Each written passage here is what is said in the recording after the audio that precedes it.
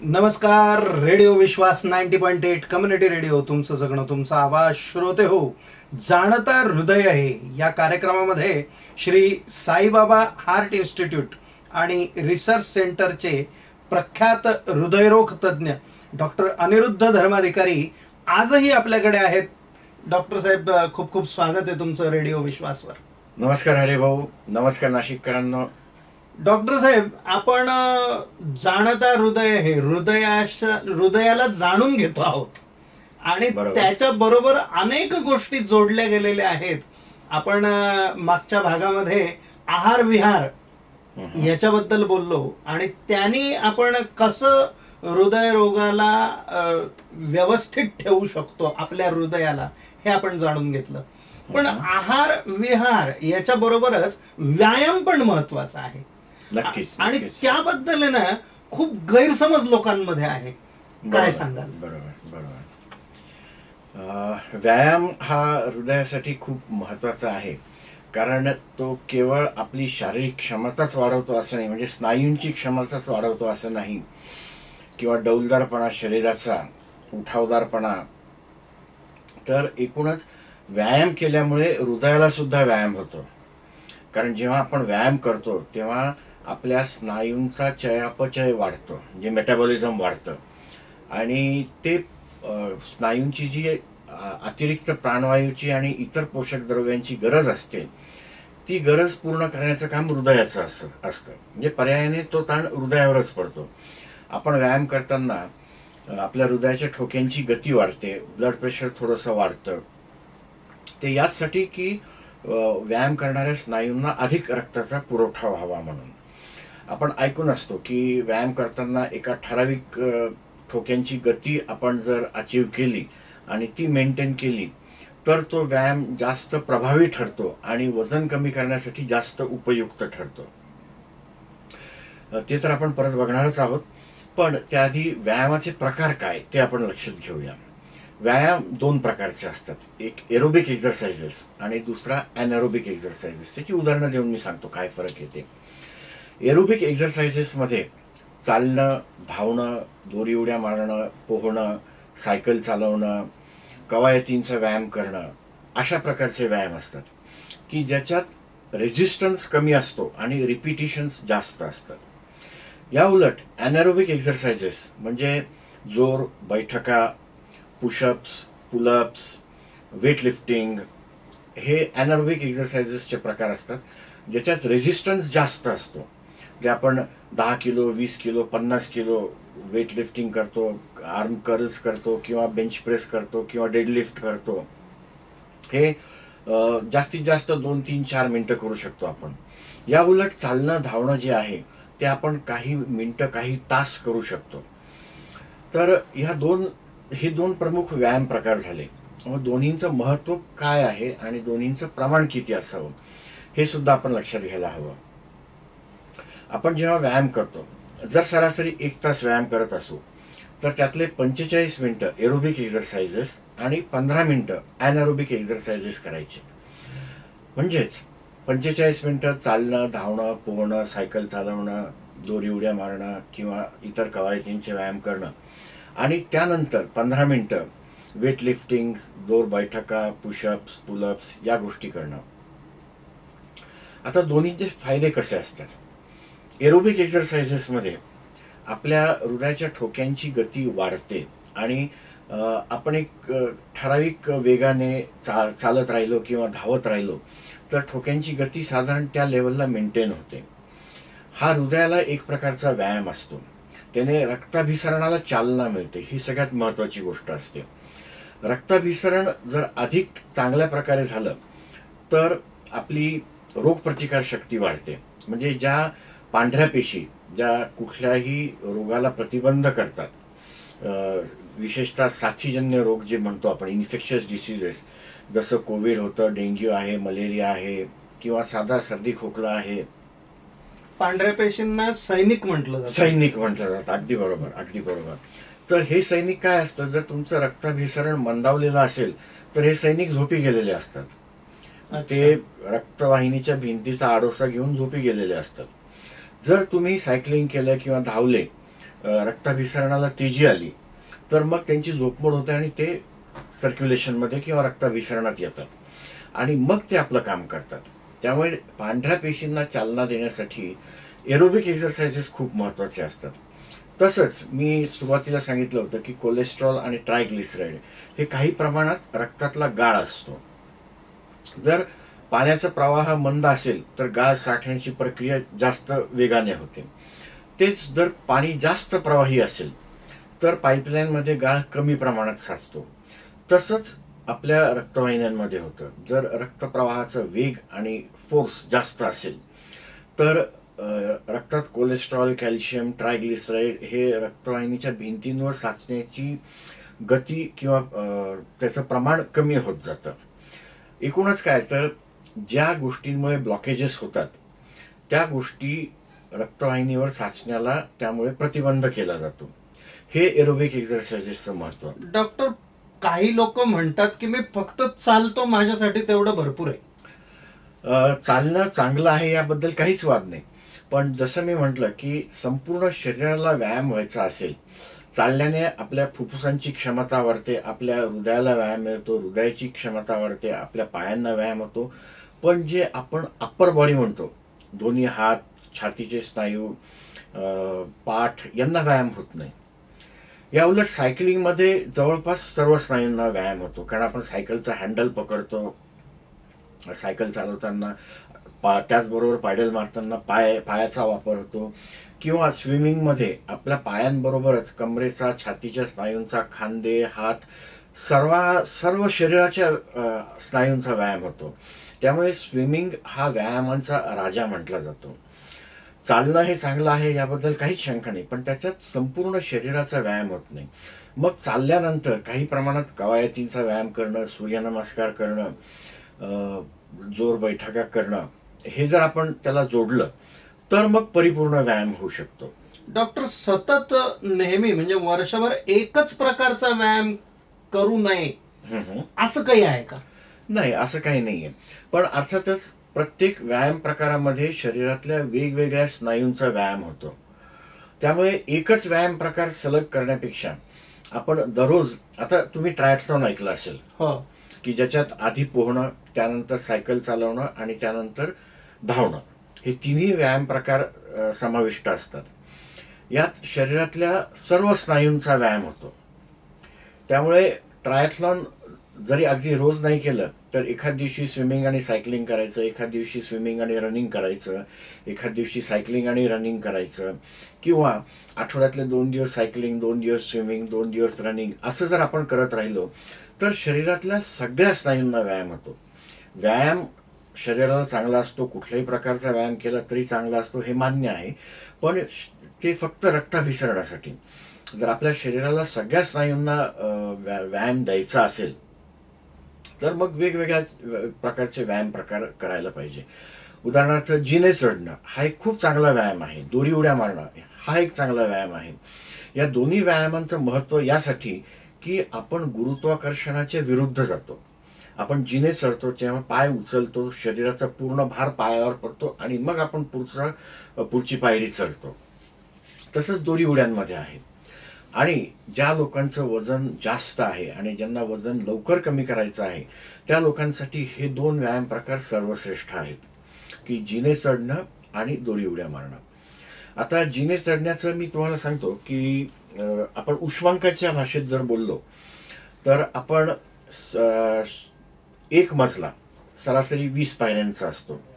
जर 2 मजले चढलो आणि परत खाली उतरलो, परत चढलो, परत उतरलो, असं आपण जर 100 वेळा केलं तर सरासरी 800 कॅलरीज किंवा 800 उष्मांक त्यात जाळले जातात. आणि आपला वजन हे 1 किलोने कमी होण्यासाठी 7700 कॅलरीज जाळणं आवश्यक असतं. तर लक्षात घ्या, तुम्ही फक्त 10 दिवस जर 100 वेळा 2 मजले चढले उतरले तर तुमचं वजन 1 किलोने कमी होईल किंवा 1 किलोपेक्षा जास्त कमी होईल. कारण 100 वेळा 2 मजले चढण्यामध्ये जवळजवळ 850 कॅलरीज खर्च होतात. तीच गोष्ट दोरी उड्या मारण्याची. आपण जर 1000 दोरी उड्या मारल्या तर आपले साधारण 110 ते 120 कॅलरीज खर्च होतात. किंवा तेवढी ऊर्जा शरीर वापरतं, कारण त्याच्यात आपण गुरुत्वाकर्षणाच्या विरुद्ध जातो. पोहणं हे सुद्धा गुरुत्वाकर्षणाच्या विरुद्ध असतं, कारण नैसर्गिक नियमाप्रमाणे आपण जर पाण्यात पडलो तर खाली बुडायला हवं, पण आपण न बुडता जेव्हा तरंगण्याचा प्रयत्न करतो आणि तरंगतो त्यावेळेस आपण ह्या गुरुत्वाकर्षणाच्या विरुद्ध जात असतो. त्यामुळे त्याच्यात सुद्धा उष्मांकांचा वापर जास्त होतो. डॉक्टर, काही लोक अभिमानाने सांगतात किंवा मी 3 तास 4 तास व्यायाम करतो, किंवा काही जण म्हणतात नाही नाही माझ्यासाठी एक अर्धा तास व्यायाम पुरे आहे. नक्की व्यायाम किती करायला हवा, किती वेळ करायला हवा?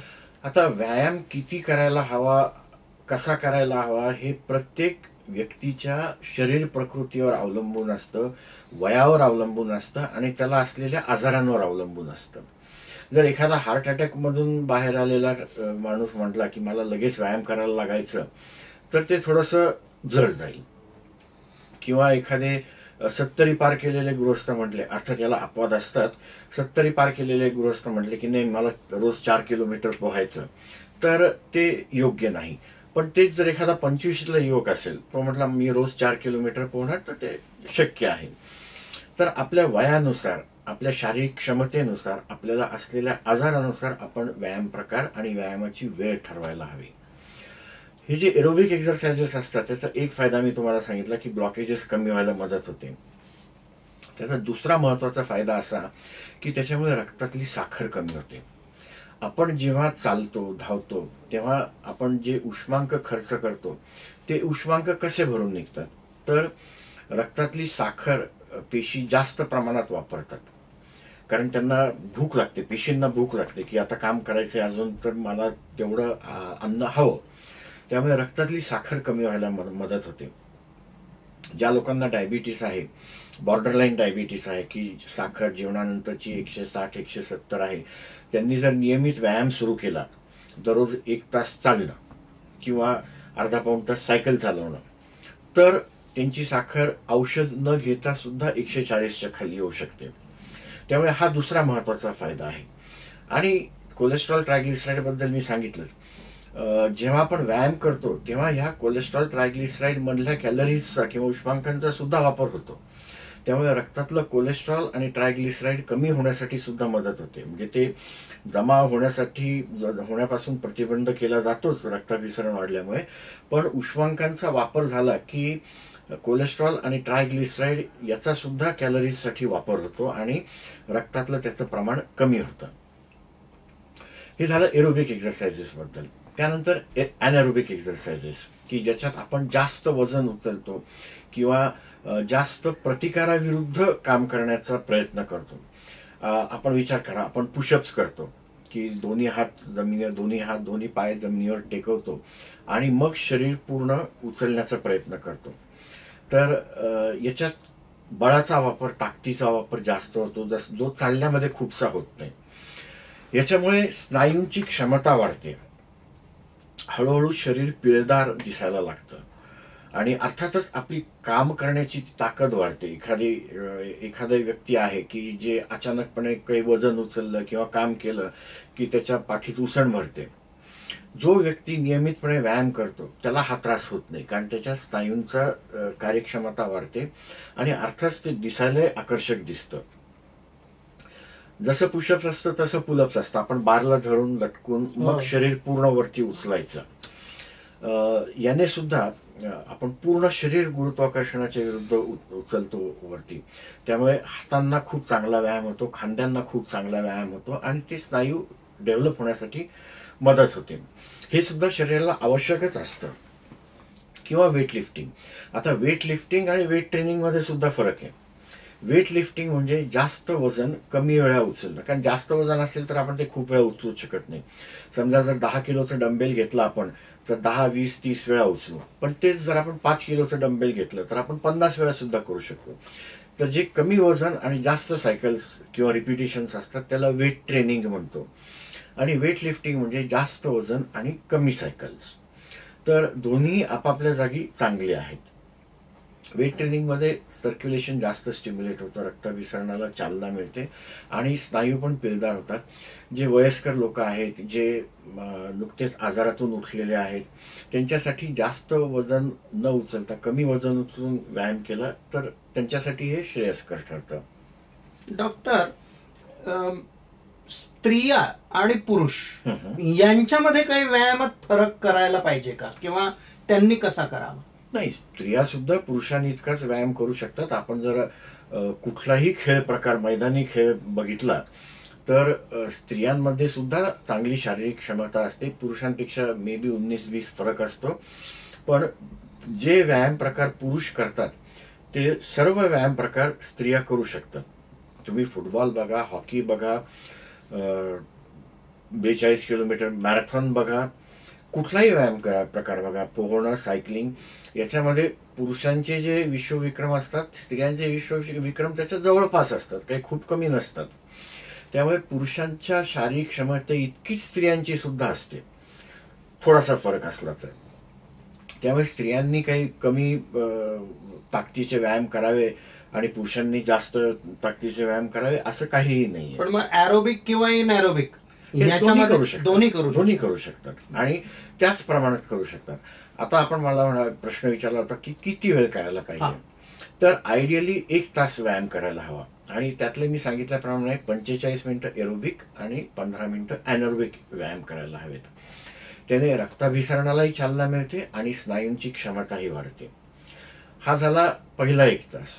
त्याच्यानंतर जर आपल्याला वेळ असेल तर योगासनांचं खूप महत्व आहे, कारण योगासनांमुळे अनेक आजार आपण दूर करू शकतो किंवा अनेक आजारांना रोखू शकतो. योगासनांमध्ये केवळ स्नायूंची क्षमता वाढते असं नाही, तर आपले जे इंटरनल ऑर्गन्स असतात, म्हणजे आतले अवयव असतात, जसं लिव्हर, पॅनक्रियास, किडनीज, यांची कार्यक्षमता वाढण्यासाठी सुद्धा मदत होते. योगासनांमुळे रक्तातली साखर कमी व्हायला मदत होते. योग्य प्रकारे योगासनं केली तर वजन कमी राहण्यास मदत होते आणि लिव्हरचे किंवा किडनीचे आजार असतील त्याच्यात सुद्धा योगासनांचा खूप महत्त्वपूर्ण भूमिका आहे. योगासनं सुद्धा किमान अर्धा तास केले तर चांगलं आहे. आपण असंही करू शकतो की जे ॲनरोबिक एक्सरसाइजेस असतात, आपल्याला जर खूप वेळ नसेल तर ते टाळून त्या वेळेत योगासनं करू शकतो. आणि त्यानंतर येतो प्राणायाम. प्राणायाम अनेक प्रकारचे असतात. अनुलोम विलोम, भस्त्रिका, कपालभाती, उज्जाई प्राणायाम, ओंकार, भ्रामरी असे प्राणायामाचे प्रकार असतात. अर्थात याच्यात प्रत्येक गुरुकुलामध्ये वेगवेगळे अजून सब टाईप्स असतात, पण हे प्रमुख प्रकार झाले. शीतली, तर हे प्राणायामाचे सगळे प्रकार मिळून साधारण अर्धा तास आपण त्याला द्यायला हवा. जे अनुलोम विलोम असतो त्याच्यामुळे आपल्या हृदयाच्या रक्तवाहिन्या प्रसारण पावण्यासाठी मदत होते. हा शास्त्रीय दृष्ट्या सिद्ध झालेला शोध आहे. हे अमेरिकेत सुद्धा या गोष्टींवर अभ्यास केला गेलेला आहे की अनुलोम विलोम या प्रकारामुळे हृदयाच्या रक्तवाहिन्या प्रसारण पावतात. कारण रक्तवाहिन्यांमध्ये जे नायट्रिक ऑक्साईड असतं, जे मी सुरुवातीला सांगितलं होतं, ज्याच्यामुळे रक्तवाहिन्या प्रसारण पावतात, त्या नायट्रिक ऑक्साईडचं प्रमाण वाढतं आणि त्यामुळे हृदयविकाराचा झटका येण्याचं किंवा हृदयामध्ये ब्लॉकेजेस, अडथळे, रक्तवाहिन्यांमध्ये अडथळे निर्माण होण्याचं प्रमाण कमी राहतं. तर जसं अनुलोम विलोमचं आहे तसंच इतर प्राणायामांचं पण आहे की आपण कपालभाती करतो. कपालभातीमध्ये श्वास जोरात हुंकाराद्वारे सोडायचा असतो आणि पटकन आत घ्यायचा असतो. याच्यामुळे पोटाच्या स्नायूंना पण व्यायाम होतो. थोडंफार वजन कमी करण्यासाठी सुद्धा मदत होते. पण फुफ्फुसांची क्षमता याच्यात खूप चांगली वाढते. किंवा आपण दीर्घ श्वसन घेतो त्याच्यात सुद्धा फुफ्फुसांची क्षमता वाढते. कारण आपण नियमित जे काम करत असतो त्याच्यात फुफ्फुसं पूर्ण क्षमतेने वापरले जात नाही. त्यामुळे फुफ्फुसाचा जो खालचा भाग असतो त्याच्यातले ज्या हवेच्या पिशव्या किंवा एअर सॅक्स असतात त्या कायम कोलॅप्स्ड असतात.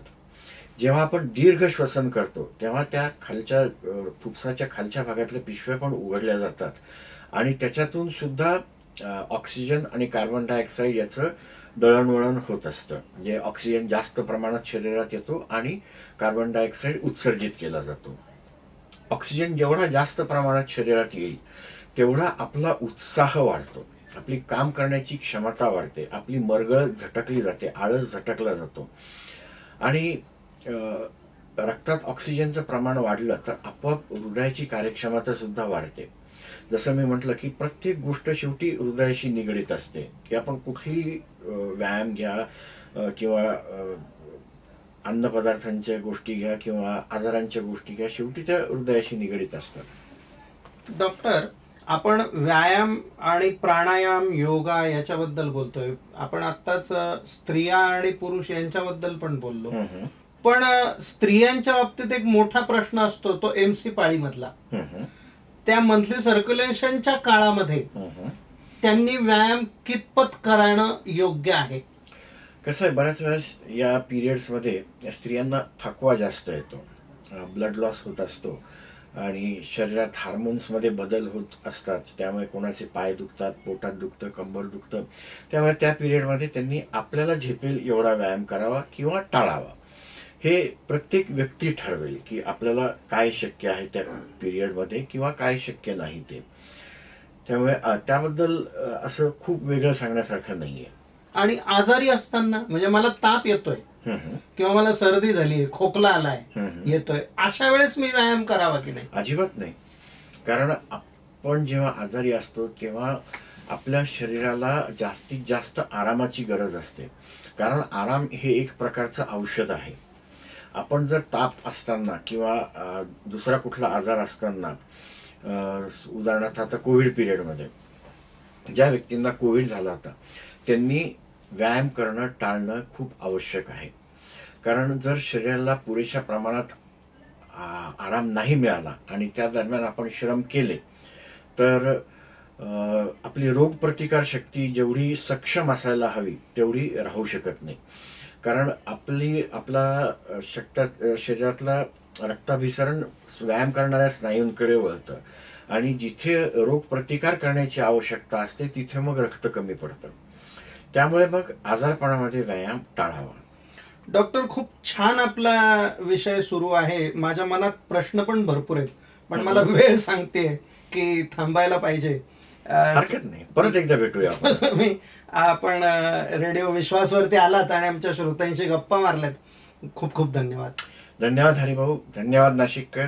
तेव्हा श्रोते हो, जाणता हृदय आहे या कार्यक्रमामध्ये श्री साईबाबा हार्ट इन्स्टिट्यूट आणि रिसर्च सेंटरचे प्रख्यात हृदयरोग तज्ज्ञ डॉक्टर अनिरुद्ध धर्माधिकारी आजही आपल्याकडे आलेले होते. आपण पुन्हा एकदा त्यांच्याशी गप्पा मारणार आहोत, पण तोपर्यंत तुम्ही ऐकत रहा रेडिओ विश्वास 90.8 कम्युनिटी रेडिओ. तुमचं जगणं, तुमचा आवाज.